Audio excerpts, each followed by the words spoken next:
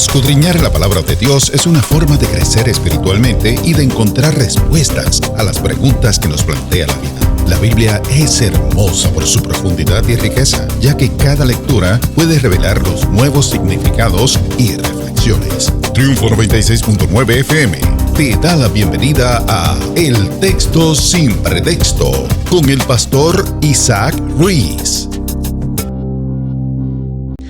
Que la gracia y la paz del Señor sea con cada uno de ustedes en este maravilloso día que nos regala el Señor. Quien te saluda es el pastor Isaac Ruiz, pastor de la Iglesia de Dios Pentecostal, Movimiento Internacional del barrio Bajuras de Isabela. Y estamos aquí en un viernes en vivo desde San Juan, Puerto Rico, en tu emisora 96.9 Triunfo, la emisora que te hace bien, en tu programa de El Texto Sin Pretexto, un programa de interpretación bíblica donde semana tras semana analizamos ¿verdad? El contexto, los pasajes y las preguntas que los oyentes nos hacen y lo analizamos desde su contexto. Así que, como todos los viernes, me acompaña la hermana Daluán. Daluán, Dios te bendiga y buenos días. Buenos días, bendiciones a todos nuestros hermanos y amigos que nos ven en este momento, que nos escuchan también, bendiciones. Estamos aquí, ¿verdad? Vamos a pasar un ratito chévere en la discusión bíblica, la cual es tan importante para nuestras vidas, ¿verdad? La enseñanza de la palabra, fundamento de todo cristiano. Amén. Y vamos a ver qué tenemos para hoy, Isaac. Eso es así, pues mira, la semana pasada estuvimos comenzando el capítulo 8 del Evangelio de Mateo y estuvimos mencionando que en este capítulo hay un contenido de 3 milagros que realiza Jesús, ¿verdad? El primer milagro que estuvimos viendo tenía que ver con un leproso que pues es declarado impuro, ¿verdad? Por los rituales y el asunto de la lepra.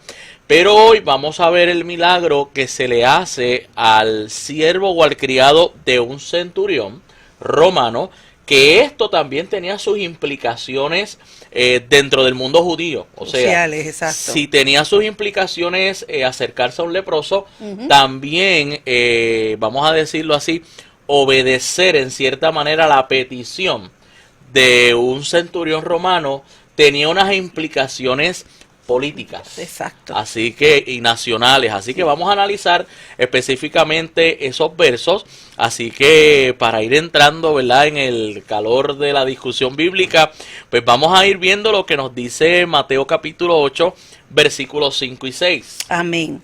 En el nombre del Padre, del Hijo y del Espíritu Santo.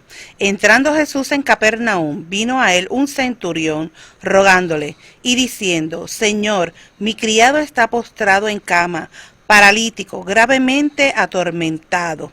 Muy bien. Fíjense que este pasaje es muy interesante debido a que Jesús pues ya ha sanado a un impuro, como dijimos, por su condición de lepra. Pero ahora Jesús tiene a otro individuo que el mundo judío también lo considera impuro por su origen étnico. Exacto. ¿Verdad? Porque es romano, no es judío, tampoco es prosélito, aunque simpatizaba con el mundo judío. Pero de por sí, pues ya la condición étnica pues le ponía un estigma. Ahora, posiblemente los demás judíos o otros maestros de su época, pues lo hubiesen rechazado también por el asunto, específicamente los celotes, porque recibir una petición era vista más que como petición, como orden. ¿Por qué? Exacto. Porque sabemos que el imperio romano era el imperio que gobernaba, que dominaba la provincia de Judea, así que para un judío cualquier cosa que viniera de un romano, ellos trataban no solamente a los romanos, sino a todos los gentiles como perros, ¿verdad? Era la forma despectiva en que se les trataba. Sin embargo, Jesús entra en un diálogo, ¿verdad?, con este centurión, y pues vamos a ir viendo cómo se desarrolla esta interesante historia. Mateo 8, del 7 al 8. Y Jesús le dijo: Yo iré y le sanaré. Respondió el centurión y dijo: Señor, no soy digno de que entres bajo mi techo. Solamente di la palabra y mi criado sanará. Muy bien. Amén. Quería resaltar antes de entrar al texto que para entender un poquito este asunto de los centuriones. Ujú. Mira, se dice según la historia que la legión de soldados, que era una legión más o menos entre 1000 a 1500 soldados, componían una legión. La legión más cercana estaba estacionada en Siria, ¿ok? También se dice que habían ciertos números de soldados en la ciudad de Cesarea, en la costa del Mediterráneo, en la fortaleza Antonia en Jerusalén, y Capernaum, por ser un lugar marítimo, pues había allí una posición de aduana, como las aduanas modernas, y por ende tenía que haber cierta cantidad de soldados para evitar el desorden. Ahora, un centurión, básicamente, en términos, vamos a decirlo, teóricos, estaba a cargo de 100 soldados, Exacto. pero en la práctica nunca se llegaba a 100, sino que se mantenía entre 75 a 80 soldados. O sea que decían, mira, es un centurión porque tiene 100, de ahí es que viene el término, pero realmente eran entre 75 y 80 soldados que él tenía a su cargo, ¿ok? Algo interesante del contexto romano es que los soldados, una vez entraban en el ejército, por 20 años no podían casarse. Ok. Y esto es para entender el por qué él tiene un criado, o sea, no tiene una esposa o no menciona hijos. Ok, un soldado raso firmaba como una especie de contrato de que por 20 años tenía que servirle al ejército. No es como ahora que firman por 4 o por 2, no, había que firmar por 20. Y no podía casarse. Eso pues obligaba muchas veces a los soldados a incurrir, ¿verdad?, en el mercado de la prostitución, porque pues de alguna manera, ¿verdad?, Tenían que satisfacer sus tenían necesidades. que satisfacer sus necesidades y pues se iban por ahí por eso. Entonces, en el caso de los centuriones, estos se movían más que el soldado. O sea, el soldado podía estar destacado en un lugar, claro, en tiempos de guerra pues había que moverse, pero un Exacto. centurión, debido a que es un supervisor, estaba constantemente en movimiento, así que si un soldado raso se le hacía difícil poderse casar, un centurión menos. Entonces, bajo los contextos de lo que se veía en aquel entonces como familia, en un hogar, eso incluía los siervos o los criados. ¿Ok? ¿Por qué? Porque un centurión que no tenía esposa, que no tenía hijos, pues por ende sus criados o siervos venían a ser su familia inmediata. Sí, porque eran como sus ayudantes. Exacto, Un y asistente, básicamente convivían constantemente, exacto, ¿verdad?, con esa persona. Y es interesante que para poder entender esos versos que leíste, porque fíjate que Mateo presenta como que el centurión se encuentra con Jesús y tiene un diálogo. Pero si vamos a Lucas, Lucas nos da unos detalles adicionales de qué realmente fue lo que pasó ahí. Ok. Me gustaría leer Lucas 7, 3 al 6. Mira lo que dice. Dice, cuando el centurión oyó hablar de Jesús, le envió unos ancianos de los judíos, ¿verdad?, rogándole que viniese y sanase a su siervo. O sea que Mateo dice, mira, el centurión fue donde Jesús, pero Lucas es quien redacta y dice, mira, fue a través o por medio de unos ancianos, debido a que tenía buena relación con la sinagoga, que fueron donde Jesús. Y ellos vinieron a Jesús y le rogaron con solicitud, diciéndole, es digno de que le concedas esto. ¿Por qué el asunto de que le dicen a Jesús es digno? Porque ya sabemos que por la cultura judía era indigno, era un impuro, ¿verdad? Exacto. Pero fíjense lo que ellos explican. Dice, porque ama a nuestra nación y nos edificó una sinagoga. El verso 6 de Lucas 7 dice, y fue con ellos, pero cuando ya no estaban lejos de la casa, el centurión envió a él unos amigos, diciéndole, Señor, no te molestes, pues no soy digno de que entres bajo mi techo. Y ahí Lucas, lo que resalta Lucas es que este centurión tenía entendimiento de los usos culturales del momento, y sabía cómo el mundo judío se movía en esos lares, como dicen por ahí. Exacto. Ahora, al mismo tiempo que este centurión expresa que, pues mira, no eres digno de que entres a mi casa, expresa una gran fe, ¿verdad? Amén. Expresa una gran fe porque entre todas las historias, tanto verídicas como espurias, de milagros, realmente serían muy pocas o casi ninguna de milagros hechos a la distancia. Y este es un caso de un milagro hecho a la distancia. O sea, Jesús no entró en contacto con el enfermo, simplemente fue un milagro a la distancia, y desde la perspectiva judía, un milagro a la distancia, eso es una manifestación extraordinaria de poder. Amén. ¿Ven? Así que muy interesante ese punto de esos versos. Pero ¿qué nos dice el 9 y el 10? Porque también yo soy hombre bajo autoridad y tengo bajo mis órdenes soldados, y digo a este, ve y va, y al otro, ven y viene, y a mi siervo, haz esto, y lo hace. Al oír Jesús, se maravilló y dijo a los que le seguían, de cierto os digo que ni aun en Israel he hallado tanta fe.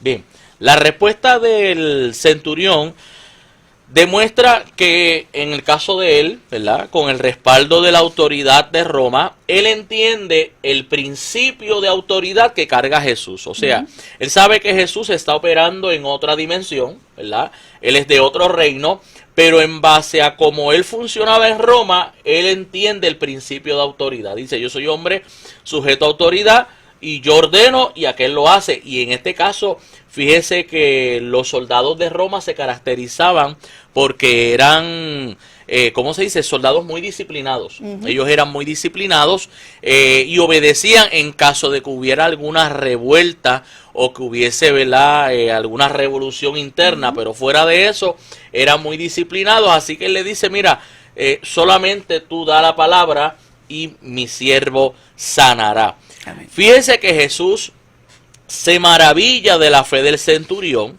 ¿verdad? Y el centurión en este pasaje se vuelve un paradigma para los judaizantes de la época, ¿verdad? Y obviamente un paradigma para nosotros los creyentes de hoy. Amén. Porque vemos que este centurión manifiesta un nivel de fe. Y fíjese que Jesús dice, no he visto tanta fe. No se refiere a que la fe del centurión fuera cuantitativa, o sea, no es por cantidad, sino el tipo de fe que tenía este centurión. O sea, tenía un tipo de fe que le dice a Jesús, mira, no es necesario que tú vengas acá, declara la distancia y mi siervo sanará. Y Jesús se sorprende porque en el contexto hebreo y judío, Jesús no ha visto un nivel de fe como ese. Amén. Es que él coge como su experiencia como líder, ¿verdad?, militar, y lleva a ese nivel el poder y la autoridad de Jesucristo. Lo que, pues, evidentemente los judíos no hacían, no, mucho menos los líderes religiosos. Y ahí ¿verdad?, en que se suscribe esa expresión de Jesús, porque él sabe lo que es ser autoridad. Exacto. Y reconocer en un judío que tiene más autoridad que él, que es un líder romano, es que realmente él reconocía que Jesucristo era el Señor. Eso es así. Así que vamos a ir viendo cómo termina esta porción escritural, los últimos 3 versos, ¿verdad?, del 11 al 13, y vamos a ver las palabras exactas de Jesús después de esa manifestación de fe.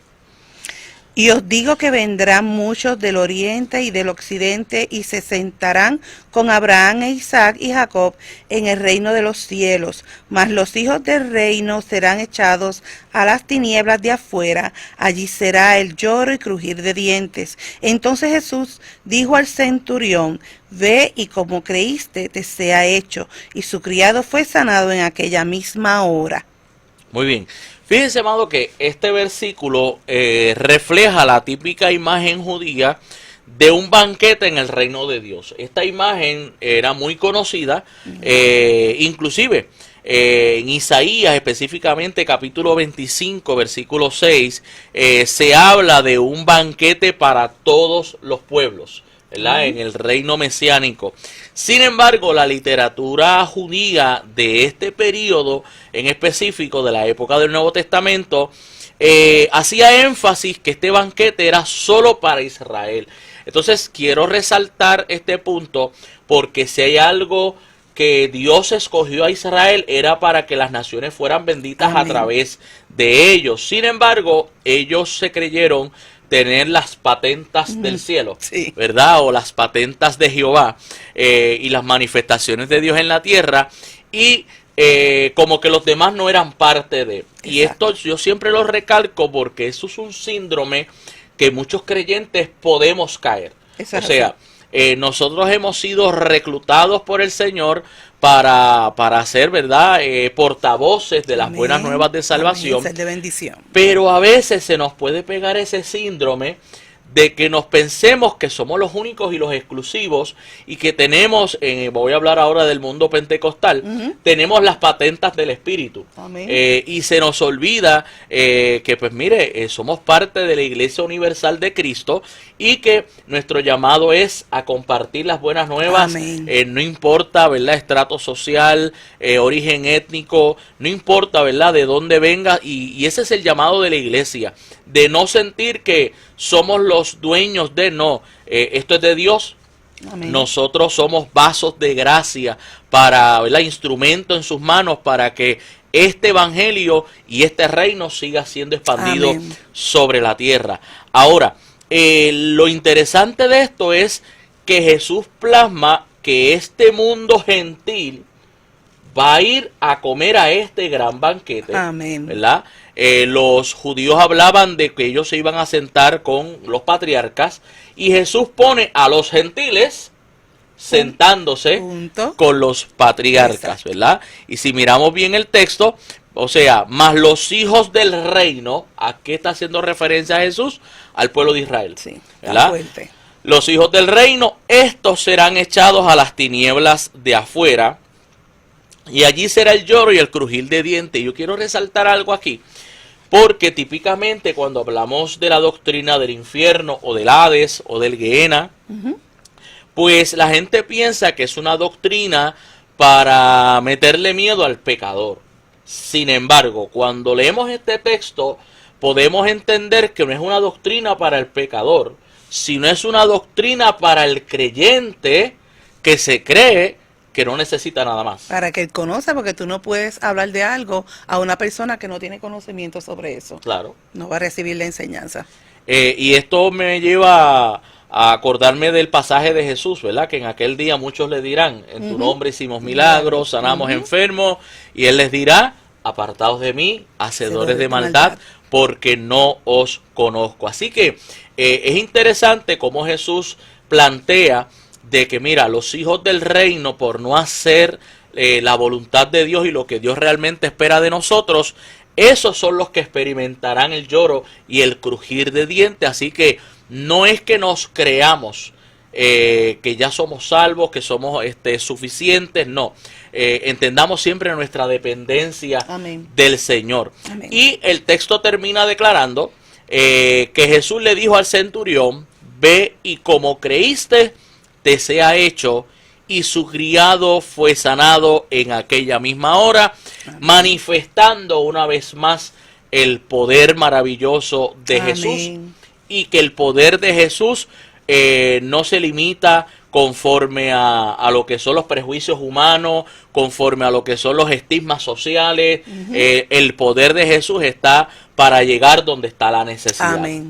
Fíjate, y que contrario a como mencionaste la vez pasada, en el programa pasado, que hablaste sobre los leprosos, que mientras ellos fueron, ¿verdad?, poco a poco fueron sanados. En este momento, pues dice que en esa misma hora, o sea, que en ese momento en que Jesús estaba hablando con el centurión o con sus enviados, es que se da este milagro. O sea, que no solamente que fue a la distancia, es que fue en este momento. O sea, que el poder de nuestro Señor, y Dios hace con quien quiere, como Él quiere. Como Él quiere. Eso, amén. Así que excelente pasaje, ¿verdad? Para analizar, para reflexionar.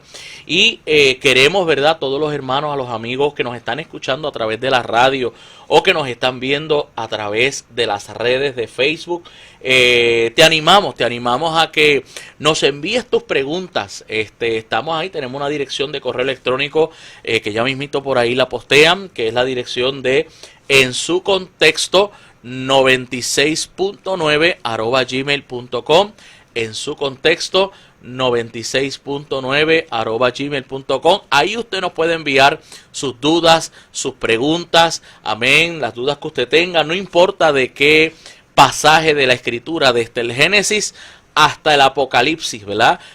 Usted nos puede enviar las preguntas y semana tras semana vamos a estar trabajándolas en este foro, en este salón radial, porque Amén. esto se ha vuelto el salón radial de Triunfo 96.9, la emisora que te hace Sí. bien. Y vamos a comenzar con las preguntas. Amén, claro. Tenemos unas preguntitas bien chéveres para este día. Claro que sí. La primera, ¿por qué la Biblia ordena a la mujer usar velo? Muy bien, vamos a hablar sobre eso. Quiero, ¿verdad?, hacer la aclaración. La explicación que vamos a dar pues se va a basar específicamente en la situación que se dio en Corinto, ¿verdad? Exacto. En la ciudad de Corinto, cuando el apóstol Pablo escribe a la mujer que usara velo.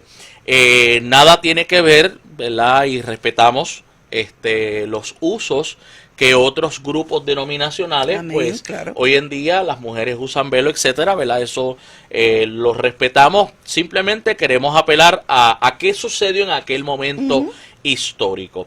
Fíjese, el apóstol Pablo ordena a la mujer usar velo durante la oración, ¿verdad? O la profecía pública en la iglesia de Corinto, y esto por varias razones. Entre las diferentes razones que hay, una tenía que ver con el contexto cultural y religioso de la época. Acuérdese que el apóstol Pablo, muchos dicen, no, que él era machista. Si usted analiza bien el contexto cultural, Pablo fue bastante progresista, o sea, fue lo que diríamos en buen inglés, muy open mind para su época, ¿verdad? Sí. Pero hay unos usos, hay unas tradiciones culturales que el apóstol Pablo pues no quiere romper, él no quiere romper el orden social, y con todo y eso a la iglesia se le acusó de ser trastornadores del orden social. Exacto. ¿Ok? Porque también si venimos a ver, él en su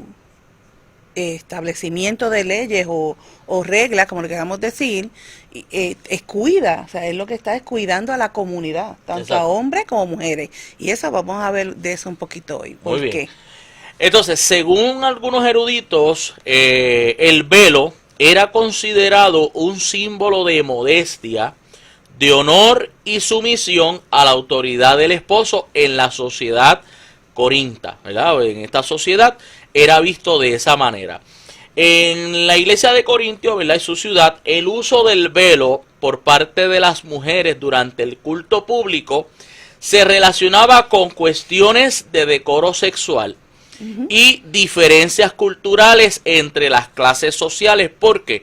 Porque tenemos un fenómeno en la ciudad de Corintio, y es que las mujeres de la nobleza, ¿ok?, de la alta alcurnia, como Sí. decimos en buen español, pues esas mujeres les gustaba mostrar sus peinados ostentosos, ¿verdad? Sí. Entonces, algo que vamos a explicar en la segunda pregunta tiene que ver con el asunto del pelo suelto, que aquí en Exacto. Occidente se interpreta de una manera, pero en los usos orientales tenía otra interpretación. Exactamente. Entonces, como está esta lucha entre las mujeres de la alta alcurnia, de la nobleza, que no querían usar velo porque querían mostrar sus grandes peinados, vamos a ponerlo a nivel de bucles y trenza y todo eso. Sí, porque eso era un estilo, eso era parte de cómo ellas presentar, o sus esposos también, presentar su standing social. Exacto. Porque habían ricos y habían ricos. Eso es Así así. que mientras la mujer es un elemento. Para que lo podamos entender, hoy tal vez no es el pelo con el cual se muestra el standing social. Exacto. Hoy posiblemente es el carro, Las carteras, las carteras, los zapatos, ¿verdad? El blin blin que tenga encima, como También. dicen por ahí los muchachos, Exacto. ¿verdad? Hoy son otras cosas las cuales la gente se fija, porque pues usted viene en un Toyota, en un Nissan, pues usted está en un nivel, pero Exacto. usted viene en un Lexus o viene montado en un Cadillac, Mercedes, un Lincoln, exacto, un pues Mercedes. del Mercedes, BM, pues tiene otro estatus, ¿verdad? Exacto. Pero esa era la forma en que se manifestaba el estatus social en aquella época. Ahora, lo que Pablo también argumenta es que el velo, ¿verdad?, en la mujer le da poder, le da honor y dignidad, ¿verdad?, ocasionando, ¿verdad?, o provocando el respeto hacia esa figura, que fue lo que mencionaste. Pablo está tratando de cuidar el testimonio de las mujeres creyentes, ¿ok?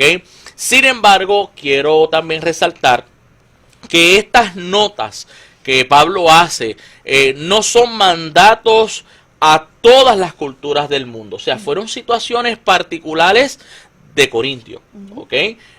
Porque eso es importante cuando analizamos el texto, qué cosas se pueden aplicar a nivel universal y qué cosas tienen que ver con el contexto específico de la época. Fíjense que cuando se va a hablar del pelo ya mismito, Pablo no habla de salvación, lo que habla es de honra. Sí.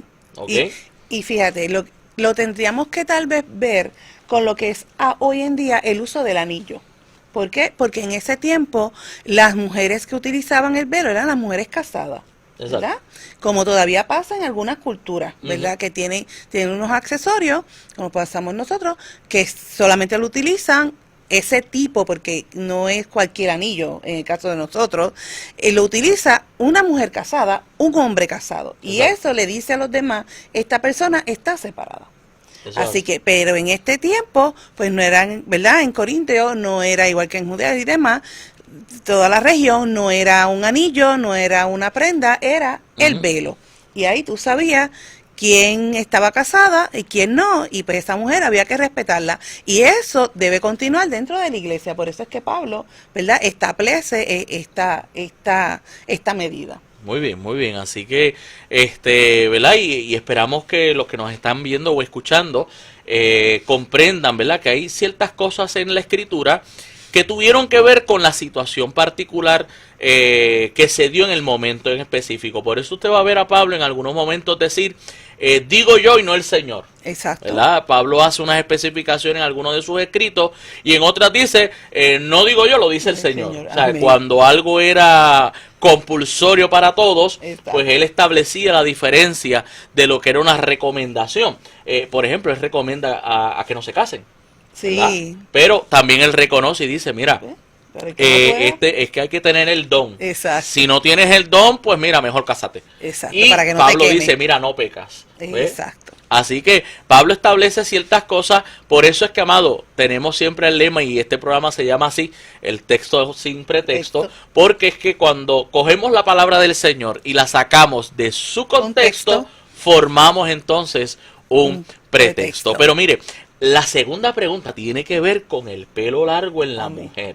Porque nos hicieron la pregunta y la quiero dejar sobre el tintero. ¿Por qué Pablo ordena a la mujer dejarse crecer el cabello? Si usted está recién conectándose o escuchando la radio y le interesó la pregunta, mire, avísele a su amigo, a su primo, a su vecino, a su tía, a su pariente. Déjele saber que el programa del texto sin pretexto ha comenzado en la ciudad de Corinto. Tenemos judías cristianas que por no estar en su terruño, por no estar en su lugar de nacimiento, pues se rapaban la cabeza como una muestra de luto nacional. Ok, pero también en Corinto tenemos un fenómeno del mundo pagano, y este fenómeno del mundo pagano tiene que ver específicamente con las hetairas. ¿Qué eran las hetairas? Las hetairas eran sacerdotisas de la diosa Diana, o Afrodita, ¿verdad? Dependiendo la versión, si era romana o griega, que es considerada la diosa del amor.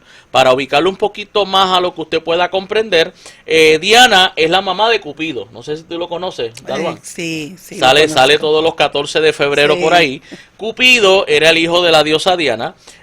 Cupido era el encargado, según la tradición, de flechar con la flecha de la lujuria, la flecha de fuego. Flechaba tanto a los dioses como a los hombres. Por eso es que Pablo en algún momento dado utiliza la expresión y le dice a los varones de la iglesia, mira, si te estás quemando, cásate. Porque mejor es casarse que estarse quemando. Es Exacto. basado en ese contexto. Entonces, ¿qué pasa con las hetairas? Se registra en la historia que había una expresión de donde el nombre de Corinto se usó como verbo. Exacto. Por ejemplo, la gente iba a Corintio a vivir, como dicen por ahí, a vivir la vida loca. Ajá. Pues usaban la expresión vamos a corintizar. Ajá. Vamos a corintizar porque corintio se volvió en un verbo de ir a esos cultos con esas hetairas que eran prostitutas sagradas. Entonces, ¿qué sucede? Que ahora hay una confusión entre las mujeres cristianas piadosas que se han rapado la cabeza por el hecho de que tienen una señal de luto nacional, pero las hetairas también, como parte de su voto, se rapaban la cabeza. Exacto. ¿Ok? Entonces, este es el fenómeno. O sea, en el caso de Jerusalén, la mujer que con su cabello, ¿verdad?, enjugó los pies de Jesús, dijeron, es pecadora. ¿Por qué? Tenía el pelo suelto. En vez de tener velo. Que era lo que se esperaba de una mujer piadosa. ¿Ve? En el caso de Corinto, es que no tiene pelo. ¿Sabe? Entonces, ¿cómo sabían que eran prostitutas? Porque tenían la cabeza rapada. Entonces, Pablo no dice, eso está en 1 Corintios 11:14, no dice que la mujer se salva por dejarse el pelo largo. Lo que le dice es que le es honroso. Es una distinción. Exacto.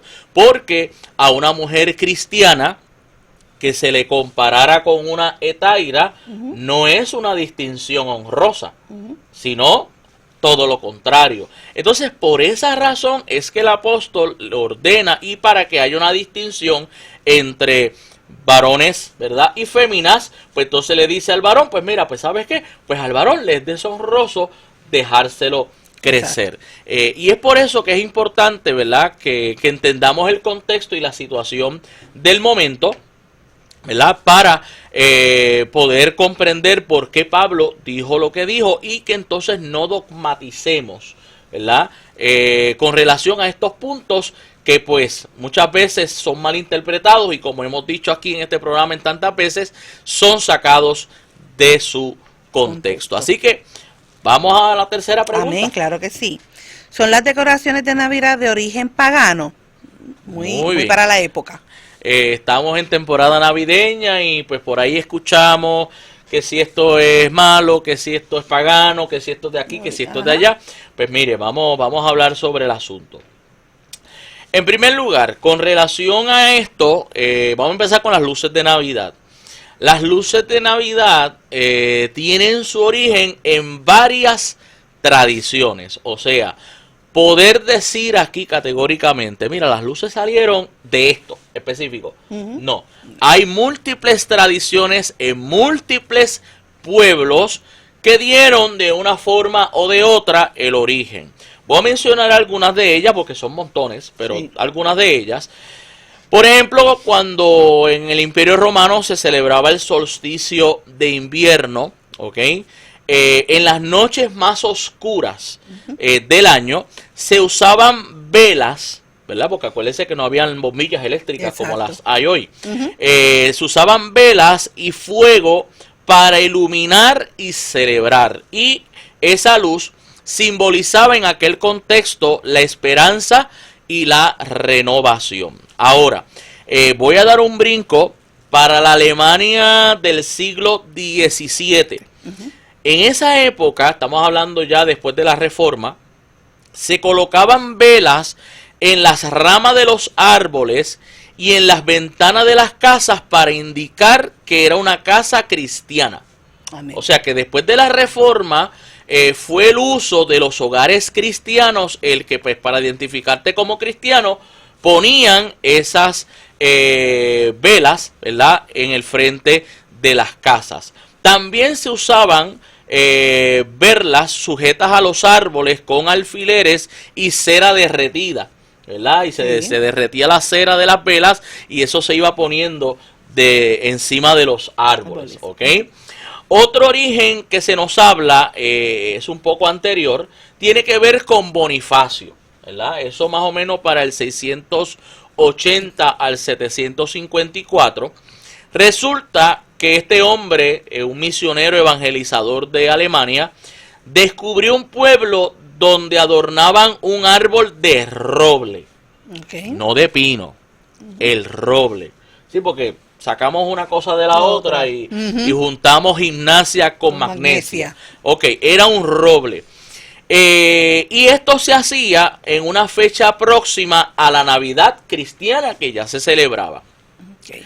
Entonces, sin embargo, este ritual iba acompañado de un sacrificio humano, y cuando Bonifacio descubrió eso, decidió agarrar un hacha, derribar ese árbol. Algunas versiones de la historia mencionan que después él tomó un nuevo árbol, ¿verdad?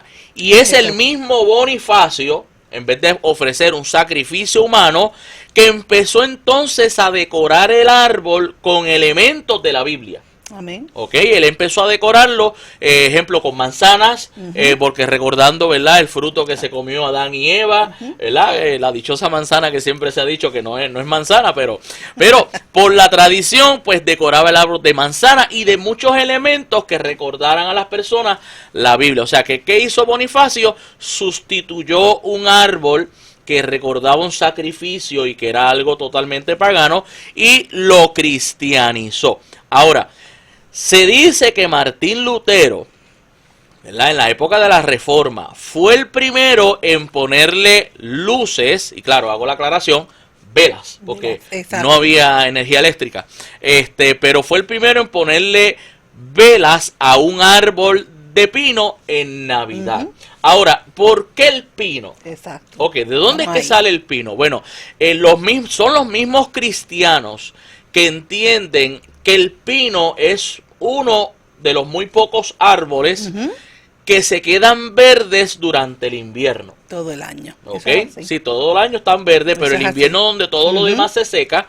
Entonces los cristianos vieron en el pino un símbolo de la eternidad. Amén. Ahora, por su forma triangular, ellos asociaron las tres puntas del pino, ¿verdad? Usted lo mira arriba y en las dos esquinas con la fórmula trinitaria. O sea, ellos vieron, mira, ese árbol es un triángulo, tres puntas.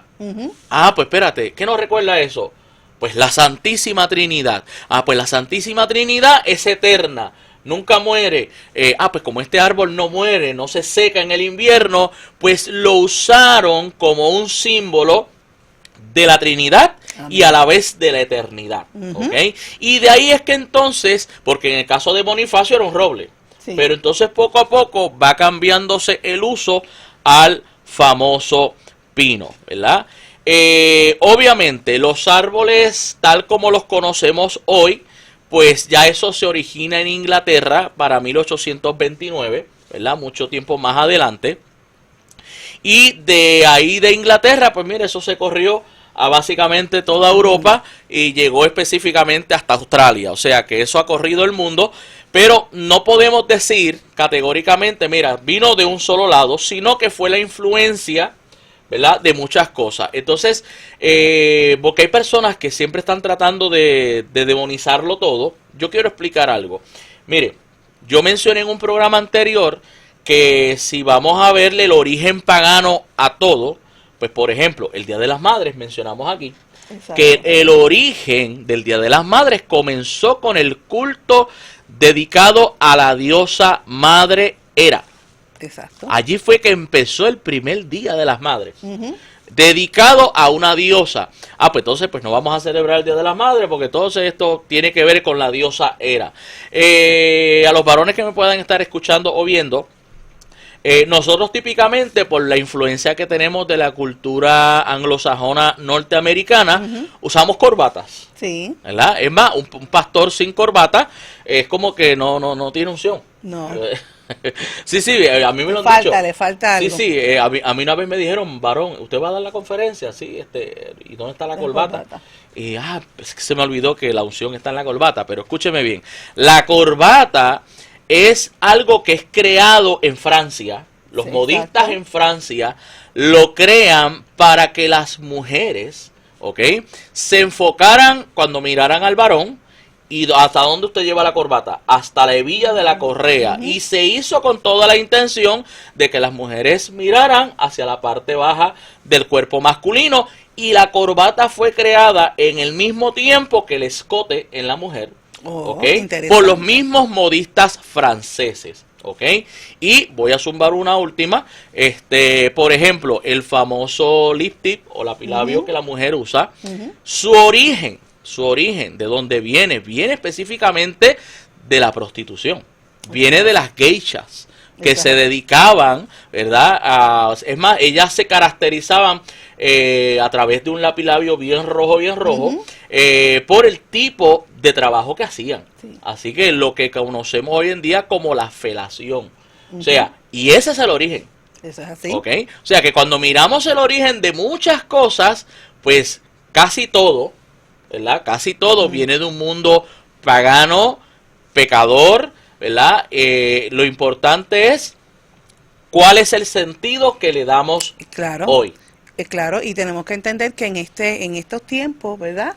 Las personas no tenían educación como nosotros, no sabían leer, no sabían escribir, eso solamente era para la clase alta, ¿verdad? Que podían educarse, así que la iglesia y los líderes religiosos tenían que buscar elementos para poder llevar el mensaje de salvación y pues tenían que utilizar lo que tenían en su entorno, ¿verdad? La naturaleza, diferentes elementos, para que entonces figuras, de ahí es que vienen las figuras estas feísimas que ponen en la iglesia, las gárgolas, también tienen su razón de ser, porque eso era cómo se le podía enseñar la palabra ¿verdad? A las personas pobres que no tenían educación. Eso es así.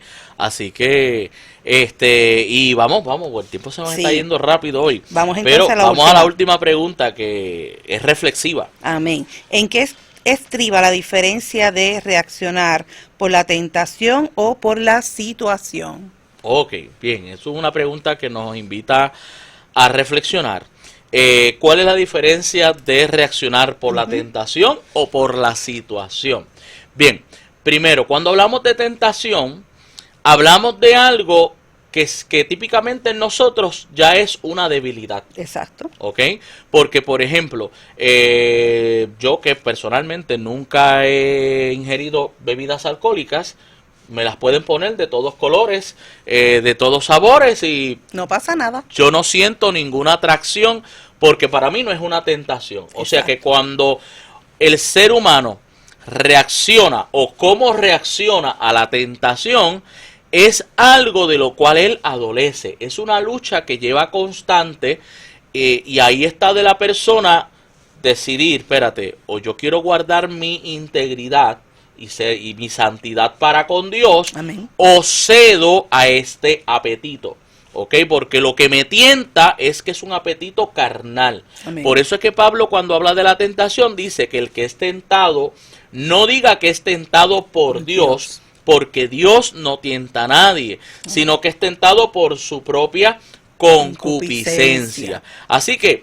¿cómo yo reacciono en la tentación? Que también es una situación, pero me está apelando a algo que ya yo tengo, que mi punto débil. Usted sabe que Pablo también menciona y dice que hay una ley en mis miembros que me lleva a hacer lo que no quiero. Exacto. O sea, el bien que yo quiero hacer, no lo hago, pero el mal que no quiero hacer, ese es el que hago. ¿Por qué? Porque nuestra naturaleza está inclinada al mal.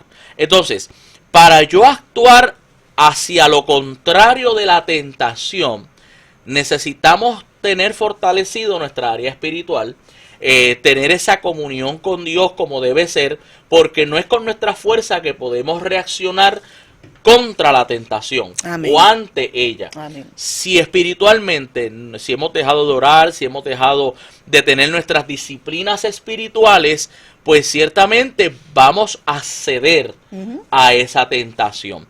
Ahora, una situación X que no tenga que ver con tentación, tiene que ver más con mi carácter como creyente. Okay. O sea, con mi fruto. Vamos a decir que una persona quiere ponerse en disputa conmigo y me insulta o me dice palabras ofensivas en una situación, ¿verdad?, hipotética. El cómo yo reacciono, ahí no es tanto el ser tentado, sino cuál es el fruto que hay en mí. Si el fruto del Espíritu en mí aflora, que es amor, gozo, paz, paciencia, benignidad, templanza, mansedumbre. La gente dice los frutos, no son los frutos, no, es el fruto. El fruto tiene varios componentes. Si el fruto del Espíritu está en mí, pues yo voy a hacer lo que dice Jesús. Jesús dice, no resistas al que es malo. O sea, no te bajes a su nivel. En buen puertorriqueño yo le digo a eso, para pelear se necesitan dos y yo no estoy disponible. ¿Por qué? Porque mi entendimiento de lo que es Dios en mi vida y de cuál es mi identidad en el Señor, pues mira, no estoy para eso. Así que, y yo reacciono ante la situación, no solamente esa, cualquier otro tipo de situación, yo reacciono concienzudamente en base a ese fruto del Espíritu de Dios que está en mí. Amén. En el caso de la tentación, es una lucha que tengo que hacer conmigo mismo. O sea, porque ya la tentación, mi carne está inclinada, ¿verdad? Tiene esa debilidad y es contra algo que yo tengo que luchar posiblemente muchos años, ¿verdad?, de mi vida. Acuérdense, hay áreas de nuestra vida que son las debilidades del ser humano. Amén. Y el ser humano, hasta que el Señor lo venga a buscar o hasta que Cristo venga, va a tener su lucha. Amén. Va a tener su lucha constante, porque esta carne siempre va a estar inclinada a hacer lo malo. Pero por eso es importante también el proceso de la santificación. Amén. Porque es en el proceso de la santificación donde nos vamos pareciendo cada vez más a Cristo, donde vamos pensando como Cristo y donde esos apetitos deben de ir mermando. Esos apetitos, esas tentaciones deben de ir siendo vencidas en el nombre del Señor. Ahora, lo importante es que entendamos eso. No es con nuestra fuerza. Amén. No es porque yo soy un pentecostal de hueso colorado, de la cabeza a los pies. No, se trata porque yo dependo del Señor. Amén. Y mientras mi dependencia sea mayor en Cristo, en el Espíritu, pues yo voy a poder vencer esa tentación. Amén. Mientras mi carácter se parezca más al del Señor, pues voy a saber reaccionar como corresponde a un hijo de Dios ante las situaciones de la vida. Amén. Y ante las adversidades. Ya estamos terminando, mis amados. Pero para los hermanos que nos están preguntando sobre las fuentes, ¿verdad? Hay gente ahí conectada y están interactuando. Mire, gran parte de la información que compartimos aquí la sustraemos. Hay unos comentarios, específicamente el autor es de apellido Skinner, comentario al contexto cultural del Nuevo Testamento y del Antiguo Testamento. Son dos tomos, ¿verdad? Para aquellos que quieran seguir indagando un poquito más. Ahí usted puede conseguir todo lo concerniente a lo que son los contextos culturales que hemos mencionado, ¿verdad? Lo del velo, lo del pelo y todas estas cositas que pues se han dicho muchas cosas a través de muchos años y es importante que podamos comprender esos contextos y aplicarlos entonces correctamente, o sea, contextualizarnos a nuestra época. Amén, claro que como sí. Debe ser. Así que ya estamos, ¿verdad?, por despedirnos, pero les recordamos que ahí usted tiene la dirección de correo electrónico, los que nos están viendo a través del Facebook, para que nos envíe sus preguntas y sus dudas, ¿verdad?, a esa dirección que está ahí en su contexto 96.9 @gmail.com. Mándenos todas sus preguntas que con mucho gusto las vamos a ir contestando programa tras programa. Así que, Daluán, ya no nos queda tiempo, así que las últimas palabras. Amén, muchas bendiciones a todos, que este día sea un día lleno de, ¿verdad?, de la gracia del Señor en sus vidas, y también un saludo a los hermanos que nos vayan a ver en la tarde, ¿verdad? Amén, amén. Porque el programa se repite, presenta nuevamente a las 5, así que muchas bendiciones también a los hermanos que estarán con nosotros en esa hora, que tengan un hermoso y bendecido fin de semana, y saben que los esperamos en Aguas Buenas, en la Iglesia de Dios Pentecostal de Aguas Buenas Pueblo, allí con nuestro pastor reverendo Jorge López Natar. Sean todos bienvenidos a la casa del Señor. Y si estás en Isabela o pueblos limítrofes, te esperamos en la Iglesia de Dios Pentecostal de Bajuras de Isabela los domingos a las 4 de la tarde. Allí te recibimos con los brazos abiertos. Así que este ha sido un programa más de El Texto Sin Pretexto. Bendiciones. Triunfo 96.9 FM presentó al pastor Isaac Ruiz en El Texto Sin Pretexto. No olvide que puede enviarnos su pregunta, duda o comentario a la siguiente dirección electrónica: en su contexto 96.9 @gmail.com. Regresamos la próxima semana en El Texto Sin Pretexto.